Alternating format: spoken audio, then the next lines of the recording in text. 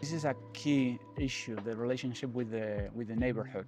It has been a key issue for I would say for the city, and also it has been recognized in the different awards the library has received, not only the Mies van der Rohe, but also the IFLA recognition as best new public library in the world.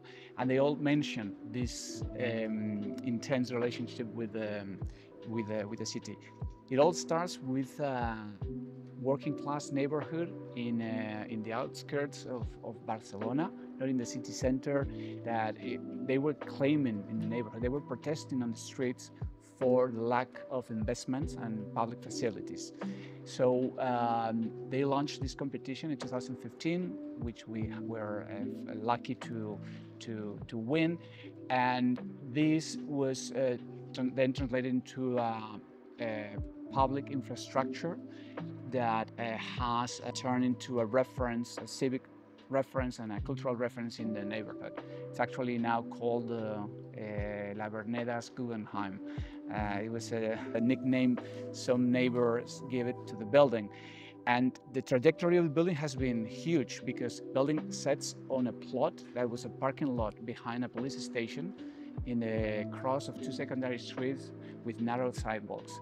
And this was not the proper site to create like an iconic building or a cultural hub or anything like that. So the first things we had to make was actually to create a sense of place. The way we posed to carve the building, open up public lounge and create some connections with spaces and the urban areas around, it was very important. Actually, now the corner, it's called Plaza Carmen Balcells, which means it's a public square.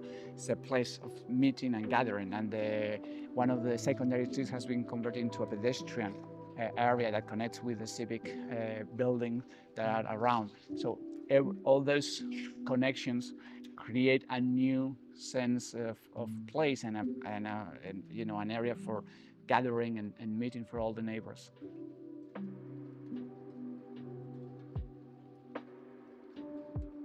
That's a very important question in our practice when we're designing libraries like this. And there's always like a transition, let's say like a threshold between areas, because the idea is that the library offers a collection of spaces, and there are different types. So there's open spaces, more suited for social gathering and talking and exchanging knowledge, and there are other spaces meant for you know, study and so on. And the idea is that you can go from one to another without actually opening any door. So there are spaces of transition with thresholds and all that without compromising the transparency and the permeability of the place, which I think it's a key issue in the design. So for doing so, we work with this timber dense structure that already defines the space, the orientation, the relationships between different areas. We work with glass a lot. We work with the voids and the spaces that it connects, and we also have to be very precise about the displaying acoustic, you know, elements with acoustic performance, like absorbing surfaces, a soft material on the floor that will, you know, avoid noises and so on. And another thing we also use is there is a fountain at the basement of the courtyard, at the base of the courtyard, that creates an acoustic atmosphere that will mask certain sounds, you know, to promote conversations and so on. So nowadays the libraries are no longer you know, temples of silence, but they're places of social and cultural interaction. So you have to provide both spaces, and there is like a gradient. At the end, there is a gradient from the bottom up of more interactive spaces to quieter and, you know, more protected areas at the top.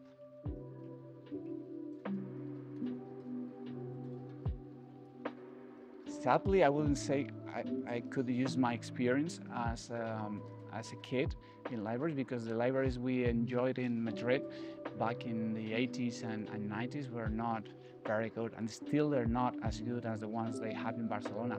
So one of the first things we did when we won the competition was learning a lot.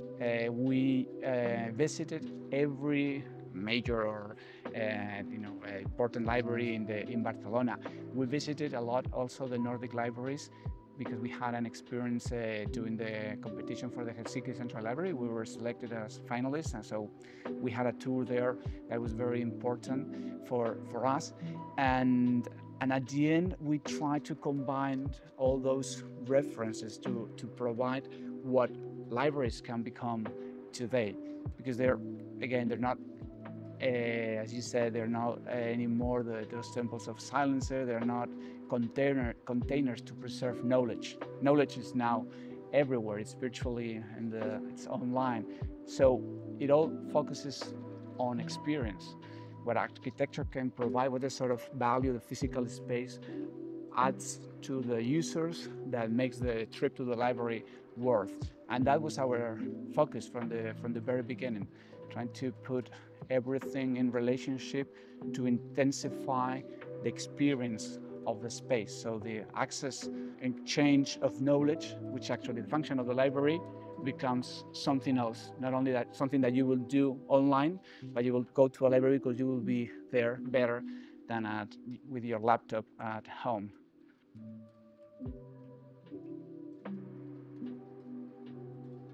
Well, the trees were already there, and actually we had a struggle to keep the trees, because some of the neighbors and the politicians and some people from the institution said, you can't see the building as much as we like, so let's cut these trees and so on. And we said, no way.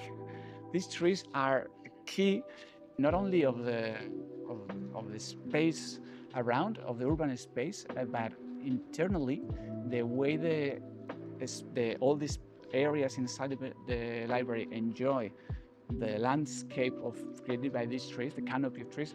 It's something that it's quite unique, because you are in a very, super dense urban fabric, but you can't really tell.